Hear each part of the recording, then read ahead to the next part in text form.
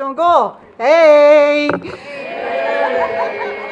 Stephanie Alcoholic, and my sobriety date is December 6, 1991, and my home group is the Whiskey and Milk group in Oklahoma City, and very excited to be here with you guys, and I just want to thank the committee. Thank you, Ken, for asking me to come and share my story with you. I love, of course, I love Alcoholics Anonymous, and I love Native people, and I love Las Vegas. Oh my gosh, I feel like I need to change my sobriety date after being on the Fremont Street last night. There was definitely a contact high for sure, but man, what a good time we've had this weekend. And you know, I'm here to share in a general way what it was like, what happened, and what it's like today. And I know we have some exciting stuff going on, so I'm going to make sure I shut it down within an hour or so. So, you know, your Chibo can only handle so much, and I'm going to have to get through my talk, because the longer you stay sober, the more stories you have. Yep. And so I am certainly thrilled to have our Oklahoma Native people here. And yes,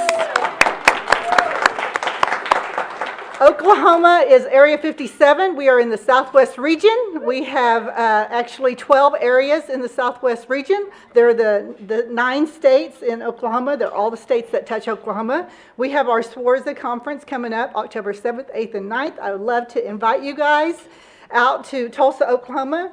SWARZA comes to Oklahoma every 22 years, and so I see most of you guys probably won't be around in 22 years, so you might want to come. Yeah, you know who you are. See you. So you might want to catch this one. Just kidding, just kidding. I may not even be there either. Well, what a ride. If you are new, who is under a year sober? Can you raise your hand and see who I'm talking to? Wow.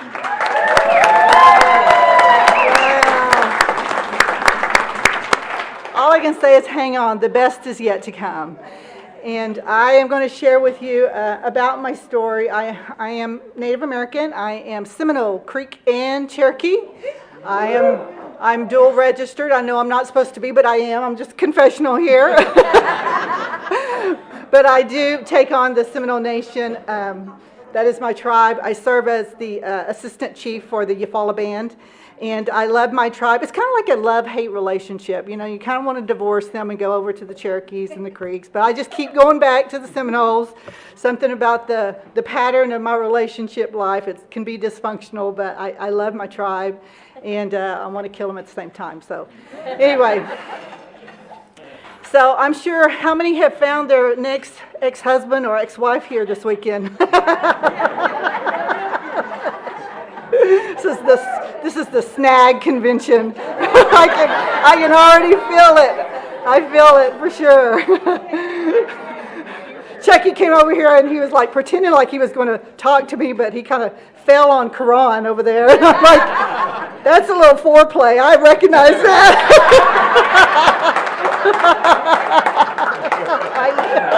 Caught you, didn't I? Oh man, what a life. So I grew up in, of course, central Oklahoma, a small town in Oklahoma, and you know, my grandfather raised me. I am half Cherokee, a quarter Seminole, and a quarter Creek, and my grandma is Seminole, and my grandpa is Creek. So we kind of took on the Seminole traditions, and my dad was in and out of my life. He worked a lot, but my mom was not around. She was not able to take care of me and my brother, who was about a year older than me. And so my first recollection was when I was about 3 years old, and my dad took me from my mom. They were getting a divorce, and he said, "Do you want to go with me?" And I just remembered saying, "Yes, I do."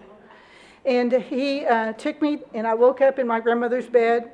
And I don't know, at a very, very early age, I had this thing where I was afraid a lot.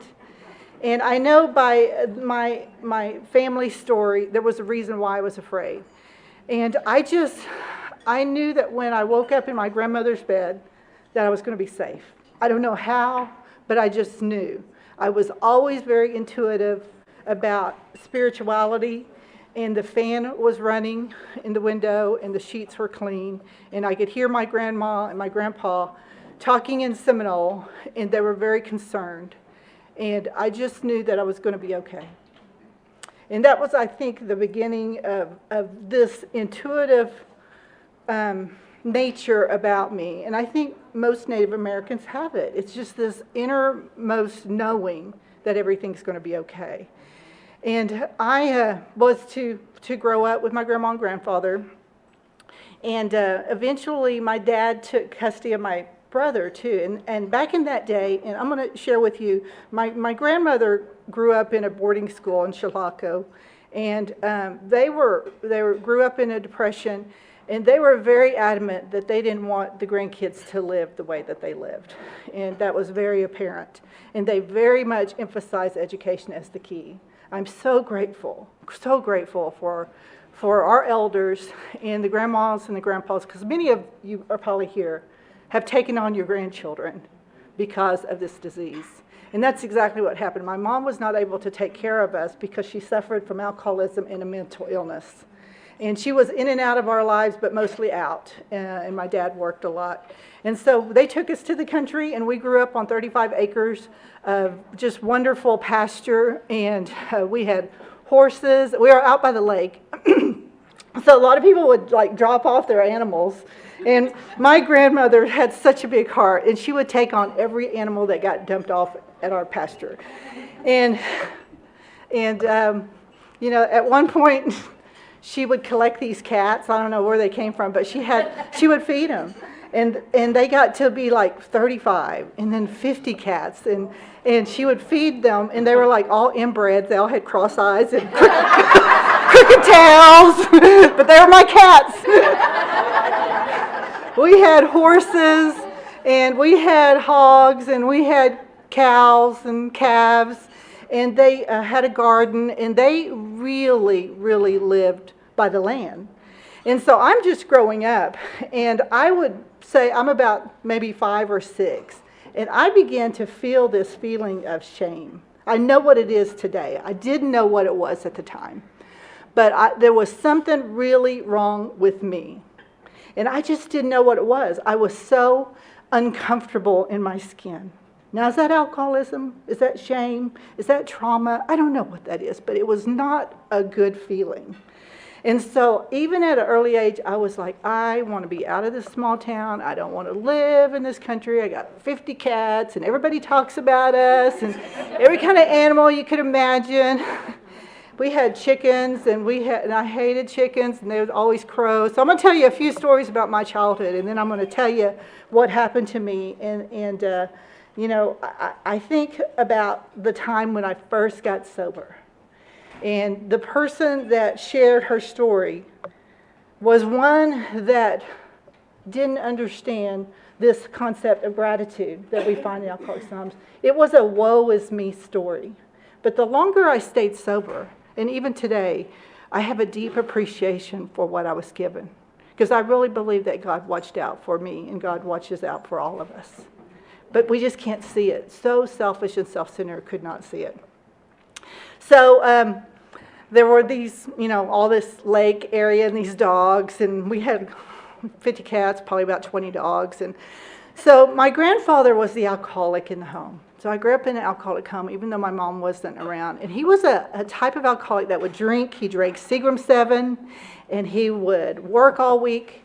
And then on Friday night, he'd come home, and he would be passed out drunk. He drank Seagram 7, and he drank from Friday night all the way to Sunday afternoon. And then he would begin to sober up, and he'd start getting sick. He threw up. It was just the abnormal becoming normal. That's just what I lived with. And he would pass out on the floor. He'd pass out on the chair. Grandma would put him to bed. And so he would sit outside the house, and we were off the lake road, so everybody in Kanawha could see us. And so he'd be passed out in his lawn chair. And of course, then we had our dogs out there, and they'd be humping, they'd get connected. You know how, that's kind of how I learned about the birds and the bees, by the animals, and they'd be out there like snagging. Grandma would come running out there, and she goes, those dogs, and she'd throw cold water on them, try to separate them, and then we'd have, more puppies. So it just would happen that way. And of course, we had horses, and then I don't know where this little donkey came from. Somebody dropped it off, but he was always out there trying to hump the horses. And of course, he's a little bitty guy, and they're like really big, and I'm like, what is going on out there, Grandma? So she was always trying to protect me from all of that. Very traditional, loved my tradition, didn't understand it. And young kids just growing up, and they would cut the nuts off the steers and hang them in the front tree. And so when the school bus driver would drop us off, and the kids are talking, and they're like, what's in your trees? And I'm like, you don't do that?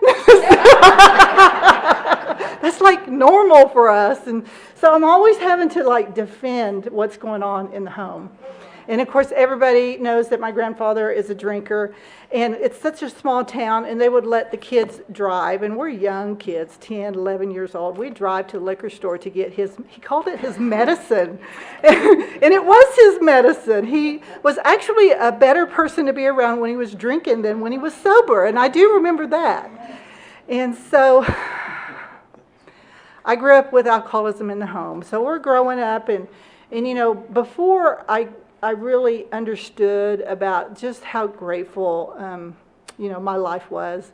My dad and my uncle, who are concrete folks, bricklayers, construction folks, they built me a basketball court with the concrete on this acres, and they put a light up.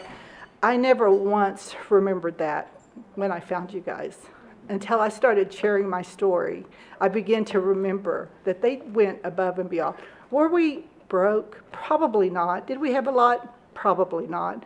We were comfortable, and we were resourceful. Grandma was out there, killing these chickens, and so I'm going to tell one more story about these animals, and I'm going to tell you my lesson from all of that. So, you know how, like in Easter, we have these colored chickens? I don't think they do it anymore. It's probably illegal. But back in the day, Easter, they would buy us these little baby chickens, and they were purple and pink, and most of them were females, but every once in a while you'd get a male out of there. And what happens when you make these chickens, your pets, they get spoiled.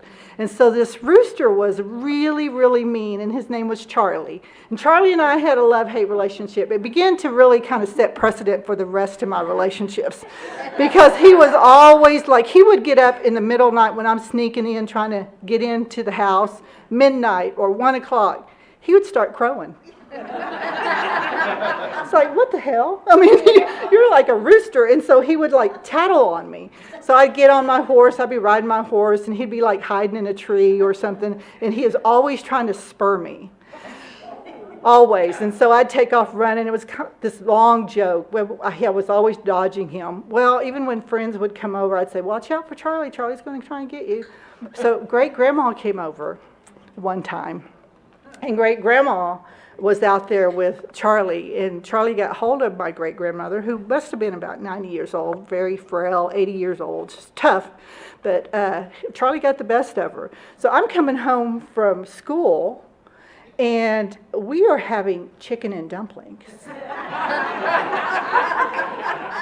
And so my grandfather commences to tell me that, Charlie got hold of Grandma, and we just wrung his neck, and we just killed him, and we're eating him tonight.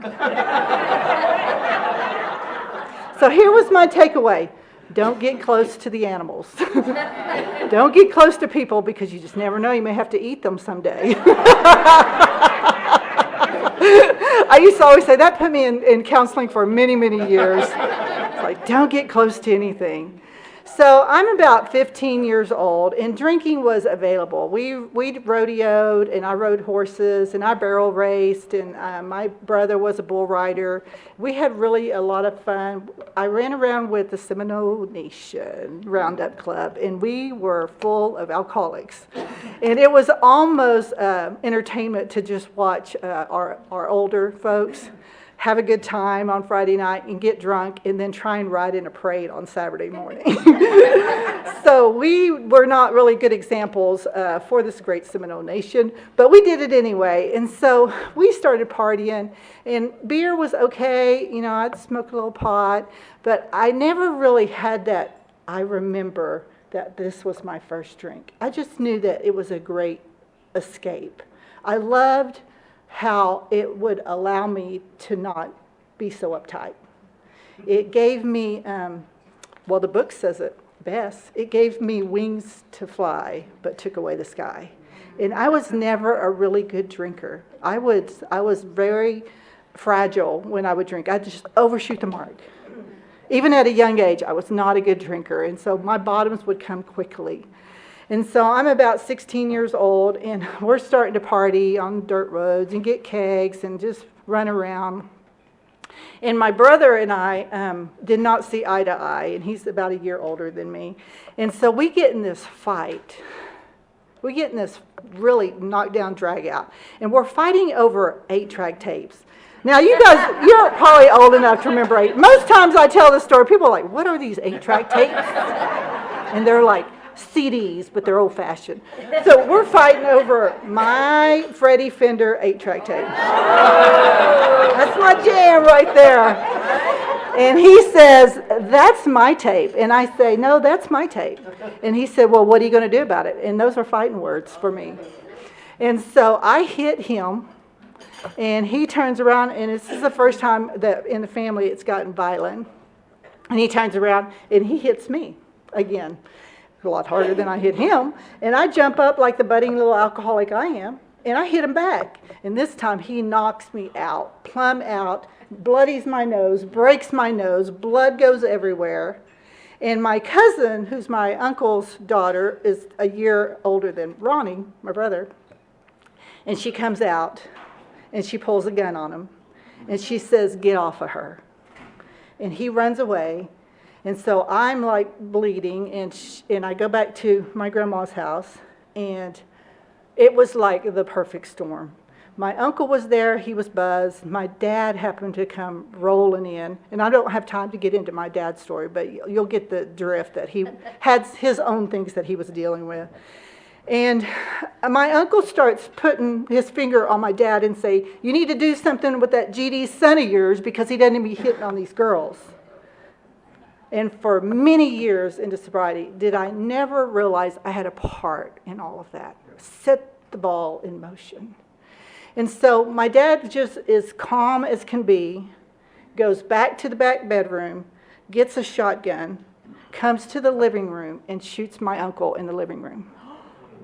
And blood goes everywhere. Shoots him in the neck, doesn't kill him, but you never forget the sound of the blood. It hit the vinyl floor, and it sounded like a 50-gallon water hit the tile floor. And immediately you can smell blood. And you never, ever forget that smell. And so we call the ambulance, we call the sheriff, and so my dad goes to jail, my uncle goes to the hospital, and there we are. It is alcoholic. It's an alcoholic home. And we are in full force of violence, and it has escalated to a whole nother level. It was the beginning of the end for my first round of alcohol. I never really thought it was alcoholism for me. I always thought it was my family. You see, it's the family. See, it's the small town. You see, it's because my mom wasn't around. I could blame everything under the sun. But at the end of the day, it's just alcoholism. And the family was divided completely. And here's what I do, and this is just the pattern of my nature of my alcoholism, or survival, I should say, is I left home and I went and married the guy down the street. Now, let me tell you about this guy. I lovingly refer to the family as the Waltons. And so they're that family across the way. They don't drink, they don't smoke, they go to church, they have Sunday dinner, and they just love one another. And I call them the Waltons. I lovingly refer to them as Walton. And so I just wanted to leave and just be a part of their family And that's exactly what I did. I walked away from my family, and I got so involved. I stopped drinking because, the drinking, it's all them, the people that I'm choosing to be around with. And I stopped drinking, and I focused my studies on basketball. My junior year, I was very successful in high school. My senior year, I had all these accolades, and these colleges were recruiting me because, you know what? I need to get out of this small town. I need to be somebody else. And that's exactly what I did. I escaped. I stopped drinking, too. I stopped partying. My freshman year, had a great time in college, very successful. Sophomore year, I went to a junior college, was very successful, was recruited at many different levels. In my sophomore year, I was named homecoming queen. And it was like Bill Wilson says, I had arrived. And a young man came up to me and he said, hey, there's a party tonight for the homecoming queen, but the king can't come. And that's my first husband. So there's like a flag, ladies. There's a big flag. And so this was the demise of my second time around. And they were doing kamikaze shots. And I must have done about 20 of those puppies that night. I had not drank since my junior year in high school. And I was off and running just like that. And everything that I worked so hard for completely down the drain. And there was something about it this time. It just didn't work. It stopped working. And I drank and I served couches, and I knew that I could not be who I needed to be at the next level if I was living that kind of life. And I always describe it like this. It's called the call of the wild. That's the only way I can describe it. That switch is right there. And the switch just went off. And I was off and running again. No amount of alcohol, no amount of this or that would ever fix me. And so what I did was I hit a bottom in 3 months. And I said, okay, I'm going to pull myself up by the bootstraps, and I'm going to get this thing done. Because I don't feel good in my skin. The alcohol has stopped working. It's not the problem. It's not the solution. And I've got to get to the next level. There was just this need to be somebody. And I always thought it was the college degree, or it was the family, or it was this, or it was that. Whatever that was, I was going to get it.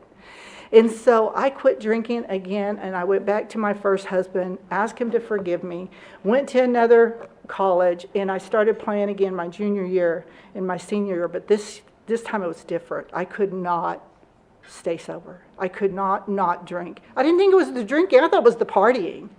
And so I began to do some things on the side.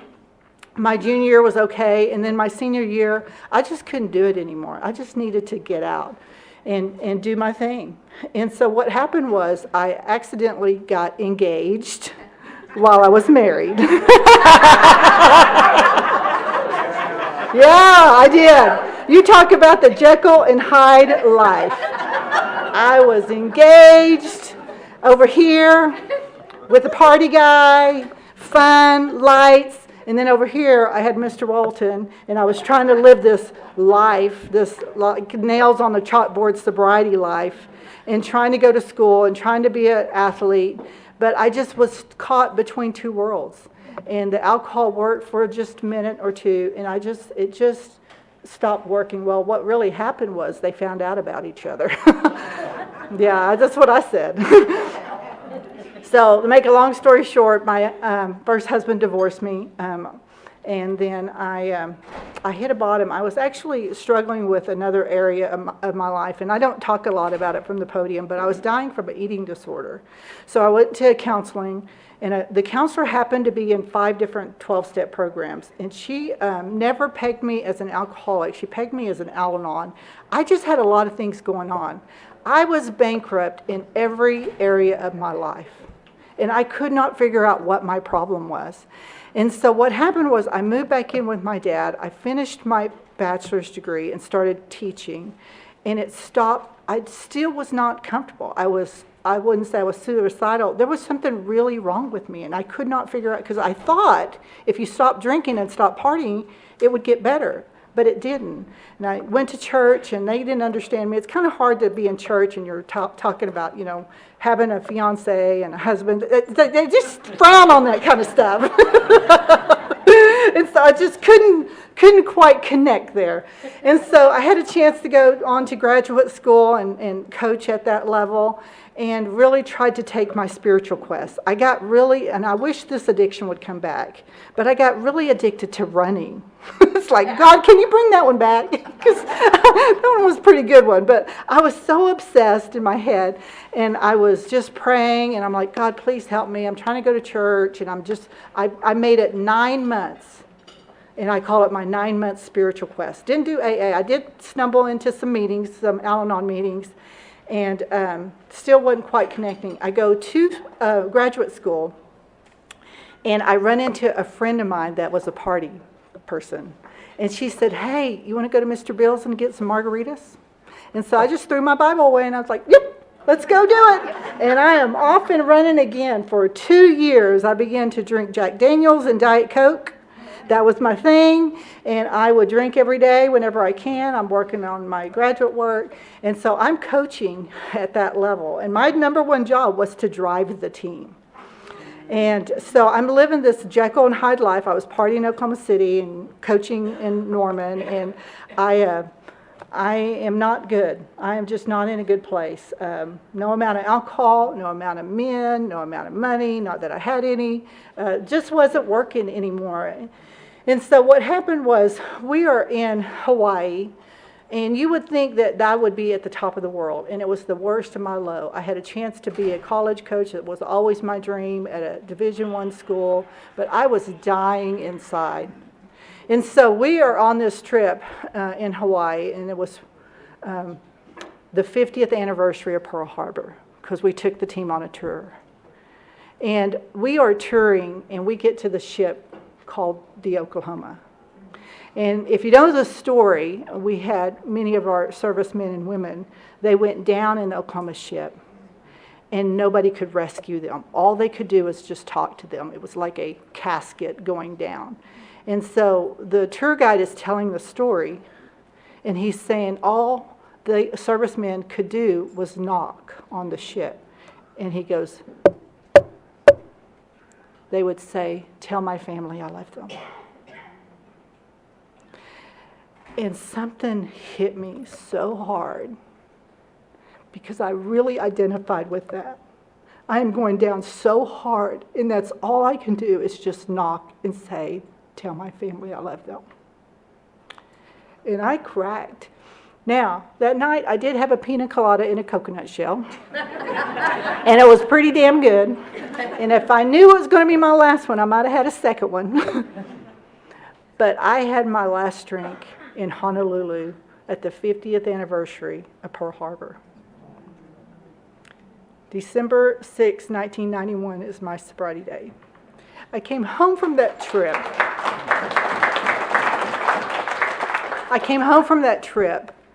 A changed person. Something had changed in me.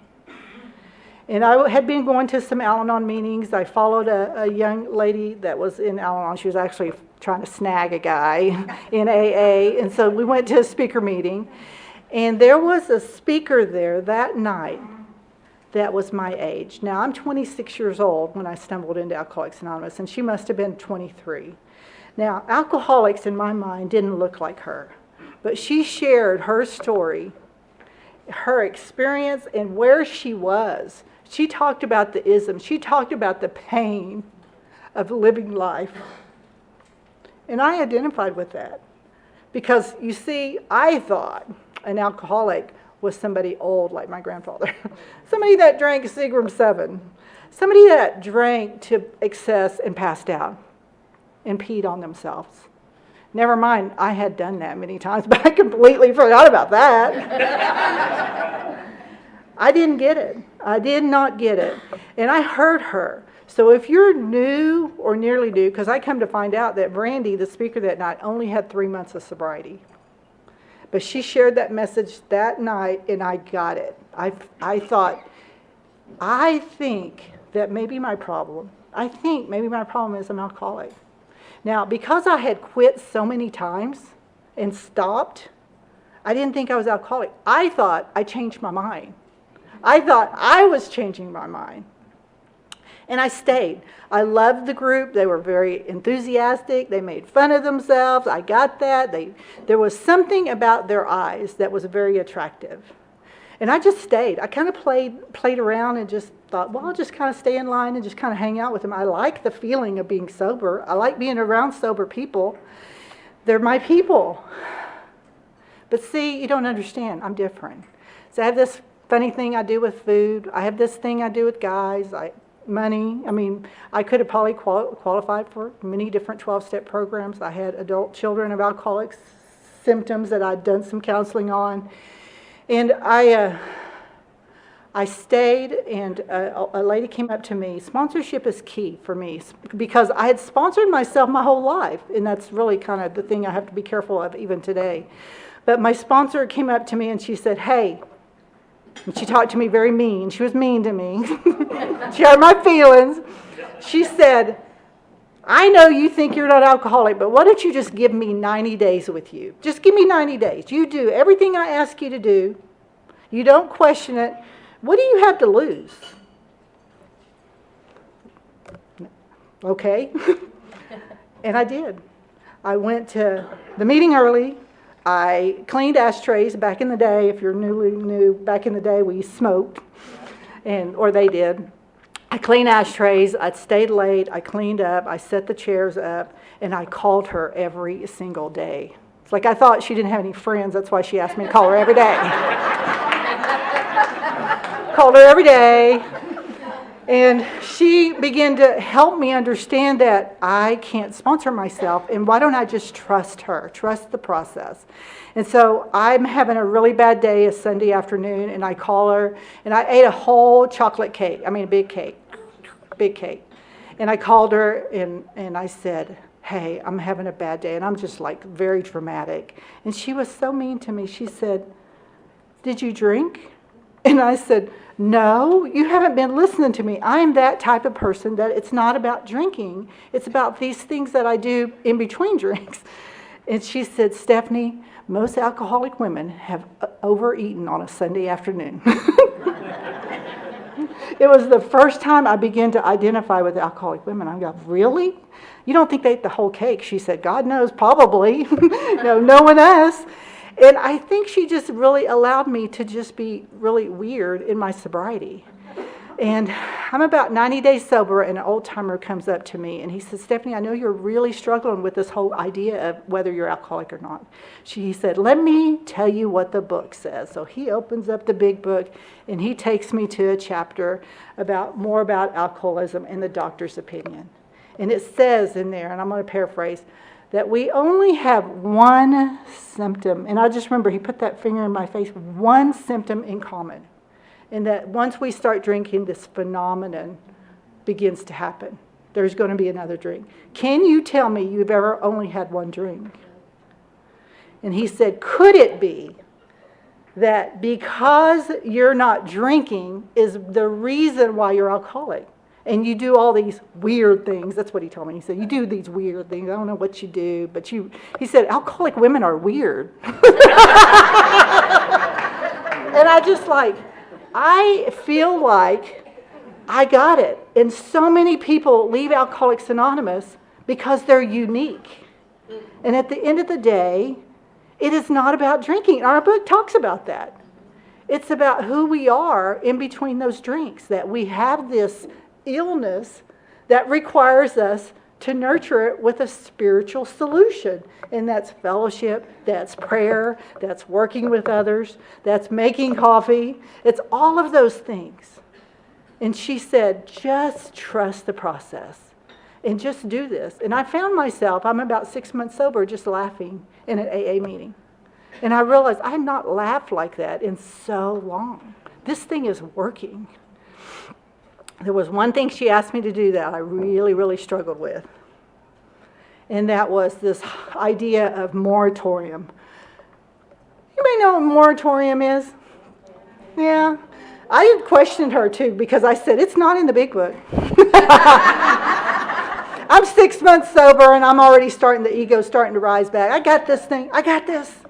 And she said, why don't you just give it a break? You have, you're a coach, just time out. Give the boys a break. You know, they're a distraction for you, obviously. And why don't you focus on your relationship with the women in AA and God? And I tried. I made it a whole 9 months. And then he walked into the room. We were at the Labor of Love AA conference. That's right. It's a God thing. Snagging Conference 101. He walked in and we looked at each other, and he had like a whole 13 days more sobriety than I did. So we're about 9 months sober, and he's just a little bit more sober than me, and he wants to go read the big book. We can study together and have coffee. And my sponsor just didn't like that at all. And I just didn't see anything wrong with it. And so I chose him over her, basically him over what she was asking me to do. And so there was a huge rift with my sponsor at that time, but he and I stayed together. And I know sponsors don't like me telling this story, but we are still together. Yes. And I always tell this story, you know, and we've been sober for 30 years, and of course I always say my sobriety's quality, his is not so much, you know, not that anybody's counting.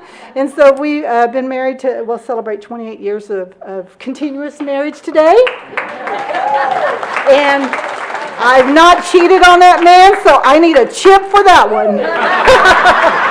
Because women like me, we don't do that kind of stuff. And so my sponsor today always says, you better say, by the grace of God, sponsorship and action, you have not cheated on him, because that's the truth. And I love that we get a chance to be sober together. We've not done it perfectly, but we did the best we could. We ended up having 3 children. Phoenix is 26, and Christian is 25, and Madeline is 16, going on 17, and they have never seen their parents drink.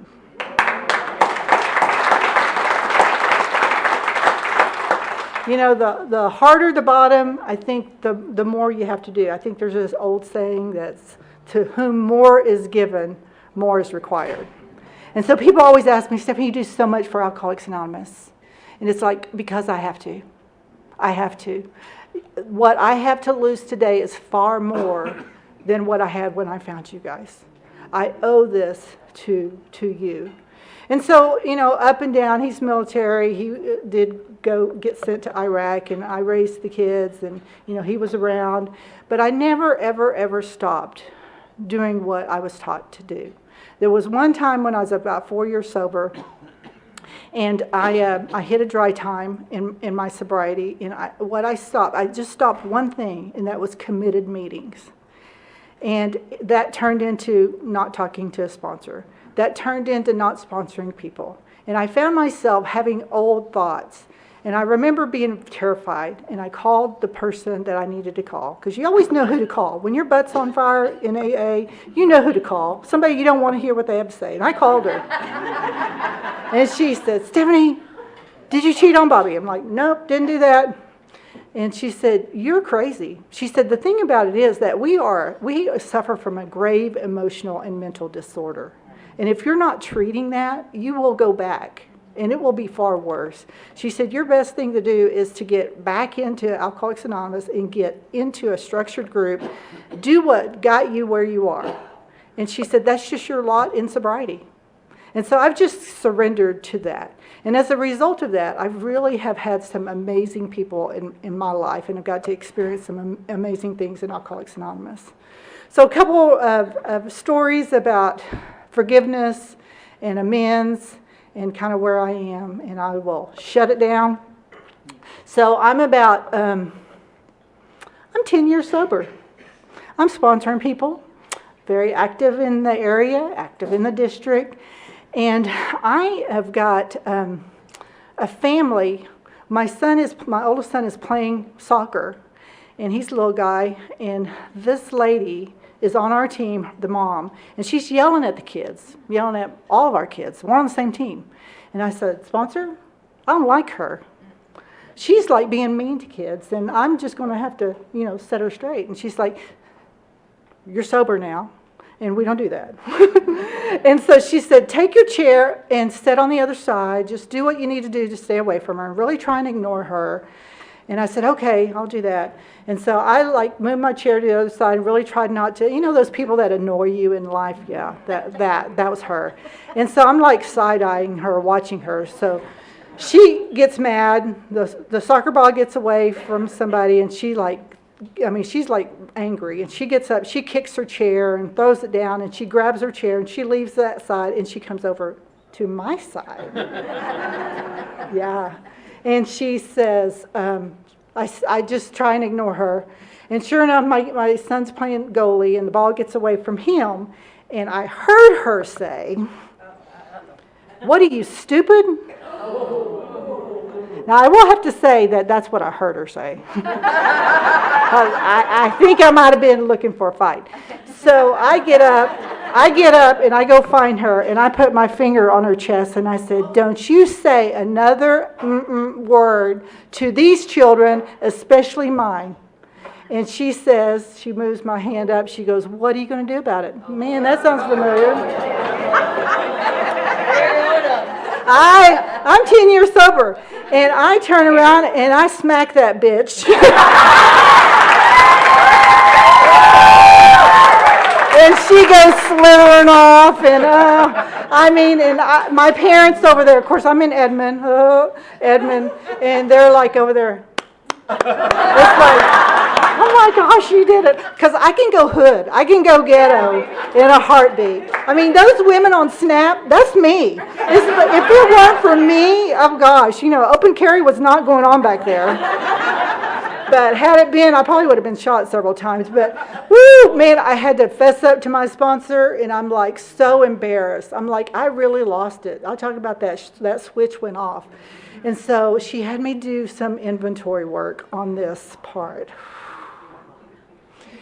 And what I uncovered there was this deep-seated hurt that my mom was not there to protect the kids, and that I am the justice police. And I will stand and I will fight for the unjust. But see, the thing about it is I'm sober today, and today, you can't go around beating up people. One, two, can't. One, two, can't. And so that's a tough one for me. And so she had me do some writing, and I had to really get in touch with this, because I didn't think I had mommy issues. I really didn't. My mom was not there. I had tucked that so far down deep. But it was there, and it was coming up. And I think it's because the kids were around now, and here they were, and I'm having to be a mom. Nobody really showed me. I be a grandma. Well, I'm about being this mom thing. And so probably a couple weeks later, I'm in an AA meeting, and a lady walks in. And she looks like my mom. She talks like my mom. But she's not my mom. But that night, she was my mom. And she shared her story, and she talked about having to walk away from her children because of alcoholism. And she said, and she just sobbed, and I'm like this, scolding. But she began to sob from a place that was so broken in her. And she said probably those magic words that really broke me free. She said, "In my own way, I know I did the best I could do by being out of their lives, because the kind of life I was living, no child should endure."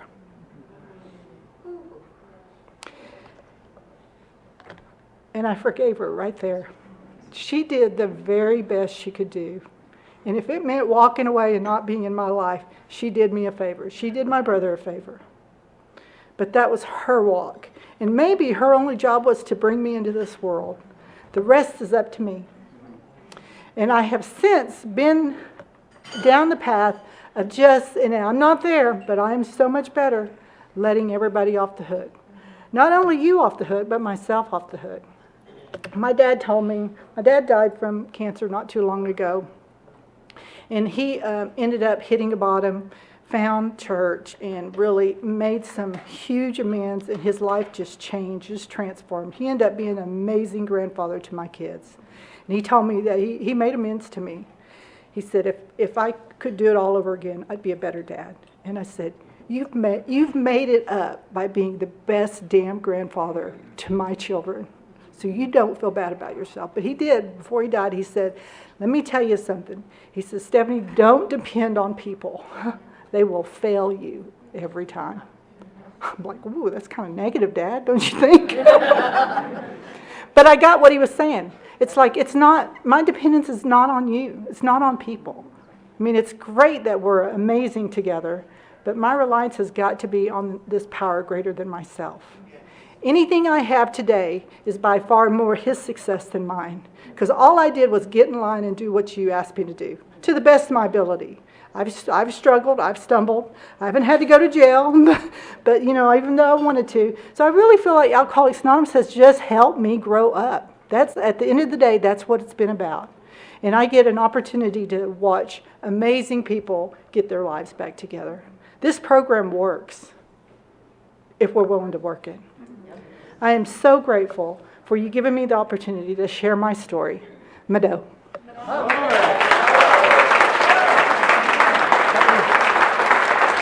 Thanks for the community. Thank you so much.